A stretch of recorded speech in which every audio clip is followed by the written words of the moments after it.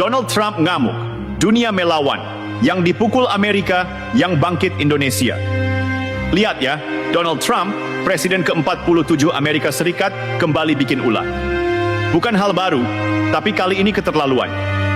Dia main hantam semua negara mitra dagang dengan tarif-tarif tinggi. Tanpa perhitungan jelas, tanpa logika ekonomi sehat. Dan yang paling parah, tanpa rasa hormat. Trump berdalih, Amerika dizalimi mitra dagang.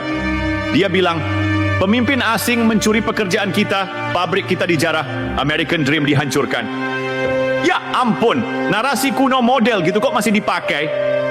Ini bukan 1950, Pak. Dunia udah berubah. Pertanyaannya sekarang, siapa yang sebenarnya zalim? Lihat datanya. Indonesia dikenakan tarif 32%. Padahal kita ekspor bahan mentah, bukan senjata. Vietnam digebuk 46%, padahal cuma nyuplai tekstil dan elektronik. Cina dihajar 34%, meski Amerika sendiri yang tergantung sama suplai mereka. Jadi siapa yang merusak perdagangan dunia? Negara lain atau justru Amerika sendiri? Trump pikir semua negara bakal nurut, tapi tidak. Prancis lewat Macron langsung naik pitam. Prancis gak diam. Investasi 20 miliar euro ke Amerika Serikat dibekukan. Kanada langsung ancam balik, seluruh kendaraan dari Amerika bakal dikenakan tarif 25%. Indonesia, jangan anggap remeh. Prabowo diem-diem tajam. Bukan tipe yang teriak di podium, tapi langsung susun strategi. Perluas pasar ke BRICS. Perkuat hilirisasi. Perkuat ketahanan konsumsi lewat program makan bergizi gratis. Ini cara mainnya Prabowo. Kalem tapi ngena. Nggak banyak cincong, tapi hasilnya jalan. Buat yang hobi nyinyir, yang bilang Indonesia lemah, Prabowo lembek, atau Jokowi nggak bisa ngelawan, sadar dirilah. Waktu negara-negara kuat, dunia satu persatu ditampar tarif Amerika, Indonesia justru jadi tempat perlindungan baru. Prancis malah ngajak kerjasama. Eropa pengen investasi ke sini. Dunia mulai ngelihat Indonesia sebagai alternatif, sebagai poros tengah. Kenapa? Karena ada stabilitas? Karena ada kepemimpinan? Karena ada Jokowi yang narik fondasi dan Prabowo yang siap lari kencang. Jangan jadi bagian dari golongan sakit hati yang cuma bisa fitnah-fitnah. Negara ini butuh dukungan, bukan drama. Trump bisa bicara mimpi Amerika. Tapi kita sekarang bicara kenyataan Indonesia. Kita bukan negara kecil yang bisa diatur seenaknya. Kita punya strategi. Kita punya diplomasi. Dan yang paling penting, kita punya pemimpin yang ngerti kapan harus diam dan kapan harus menekan pedal gas. Prabowo ngerti itu, Jokowi ngerti itu, dan rakyat pelan-pelan mulai ngerti juga. Jadi buat yang masih main narasi busuk, nyebar fitnah, dan bilang Indonesia tunduk ke Amerika, waktunya kalian diam. Karena yang kalian tuduh lemah, justru lagi mengatur langkah. Sementara Amerika main ancam-ancam tarif, kita malah sibuk buka pintu ke arah yang lebih strategis. BRICS bukan sekadar klub negara berkembang. Ini aliansi baru yang bikin Barat mulai gelisah. Bayangin, Brazil, Rusia, India, Cina, Afrika Selatan, sekarang ada Indonesia yang ikut masuk radar. Apa artinya? Artinya Indonesia nggak lagi bergantung pada pasar Amerika.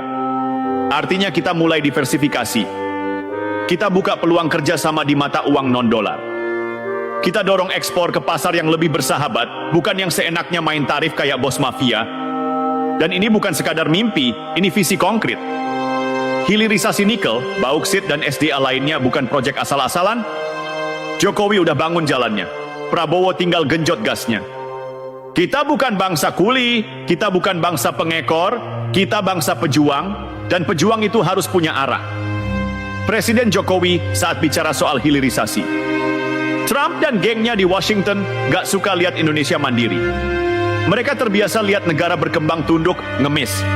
Tunduk pada dolar. Tapi sekarang, Indonesia bikin pabrik sendiri. Indonesia larang ekspor mentah. Indonesia arahkan investor asing buat ikut aturan kita. Dan itu bikin panas. Makanya tarif 32% itu bukan soal dagang doang. Itu cara Amerika ngingetin kita. Jangan nakal, jangan mandiri. Tapi Indonesia sekarang bukan Indonesia yang dulu. Dulu kita mungkin diam. Sekarang kita siap adu langkah. Dan Prabowo, orang yang dulu difitnah, dilecehkan, dijatuhkan, hari ini justru jadi orang yang diandalkan dunia.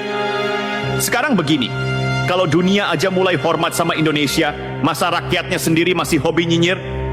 Macron ngajak kerjasama, Kanada angkat topi, The Fed mulai ngerasain dampaknya. Tapi di dalam negeri masih ada aja yang sibuk goreng isu, yang bilang Prabowo boneka, yang bilang Jokowi diktator, yang bilang Indonesia tunduk ke asing. Lah, asing mana yang kita tunduk?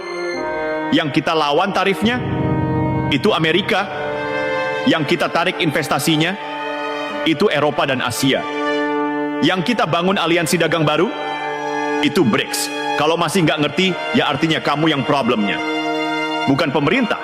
Ini bukan soal tarif doang. Ini soal siapa yang bakal punya suara di masa depan. Amerika mungkin masih kuat, tapi kekuatan mereka sedang menurun. Dan Indonesia sedang naik daun. Bukan karena kekerasan, tapi karena strategi, diplomasi, dan keberanian. Jadi pesan buat kamu yang masih nyebar fitnah dan pesimisme, buka mata. Dunia berubah. Jangan sampai kamu ketinggalan zaman karena kebencianmu sendiri. Nah, sekarang kita bicara pertahanan. Kalian pikir Prabowo cuma jago ngomong soal diplomasi? Salah besar. Di balik senyumnya yang kalem, Prabowo punya peta kekuatan global yang jarang dimiliki politisi lain. Dia ngerti bahwa ekonomi nggak bisa lepas dari kedaulatan. Dan kedaulatan itu berdiri di atas pertahanan yang kuat.